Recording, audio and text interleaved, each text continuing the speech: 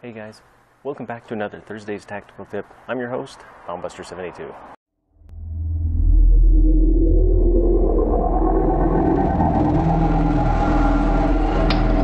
Today I want to talk to you about how we can improve our skills both in marksmanship and anything else to do with a firearm.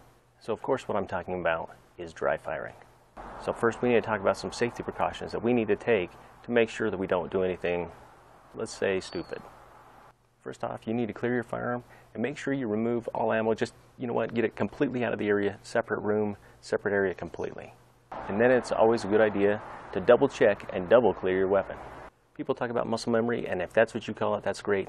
I prefer to consider it a conditioned response.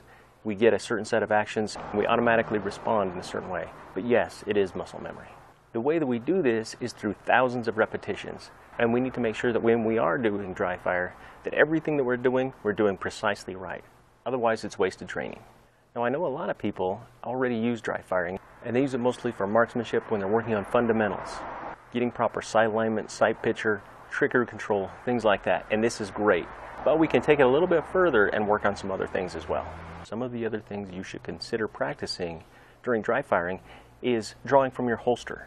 Drawing from your concealment holster, whatever that is that you use, practicing it and drawing from it and getting that sight picture and that sight alignment and firing, so that if we're ever in a situation where we need to do it, we've practiced it thousands of times. Now, when we're doing this, we should really start out slow to make sure that we're doing everything precisely and perfectly, and later we can build up speed.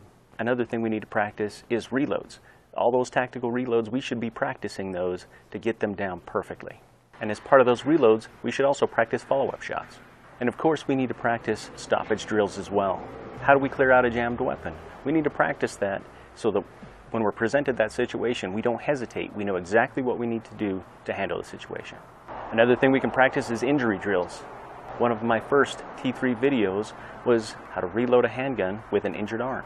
I'll put a video up here for you guys to check that out, but this is also something you should be adding to your training regimen. Another idea is to practice different shooting positions, whether that's kneeling, sitting in your car, laying down in bed. All of those things we should be practicing with our dry fire techniques, so that if we're ever put in that situation where we need to use those skills, we practiced it. Now, these are just a few ideas. We're really only limited by our imagination. So come up with a training plan, write it down, that way you know exactly what you're doing and what you're going into that training ready to do. One thing I'd like to warn is you can actually overtrain. If you start getting sloppy and you're doing things, taking shortcuts and things, it's time to stop. Again, you don't want to practice poorly, because if you practice poorly, that will be what's ingrained in your mind, and you don't want that.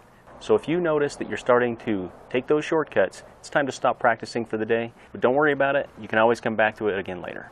I hope you guys like this video. Be sure to like and share it, and as always, you can subscribe by clicking on the bullet. And until next time, take care and be safe.